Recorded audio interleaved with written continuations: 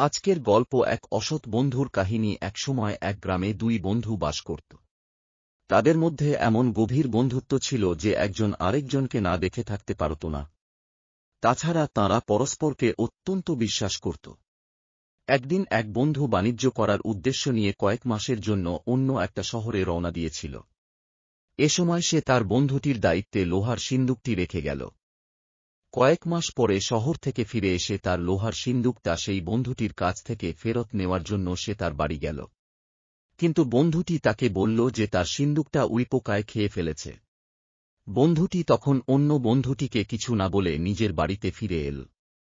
সে তাকে একটা উচিত শিক্ষা দেবে বলে ঠিক করল এবং উপযুক্ত সুযোগের জন্য অপেক্ষা করতে লাগল। একদিন তার বন্ধুর ছেলেকে এক জায়গায় একা একা খেলা করতে দেখে তাকে অপহরণ করল। অন্য বন্ধুটি পরিষ্কার বুঝতে পারল তার বন্ধুই তার ছেলেকে অপহরণ করেছে। সেইমতো তাকে বলল তার ছেলেকে ফেরত দিতে। বন্ধুটি তখন বলল তার ছেলেকে চিলে নিয়ে গেছে।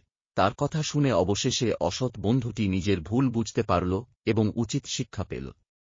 এরপর সে তার বন্ধুর লোহার সিন্দুকটি ফিরিয়ে দিয়ে তার নিজের ছেলেকেও সে ফেরত পেল।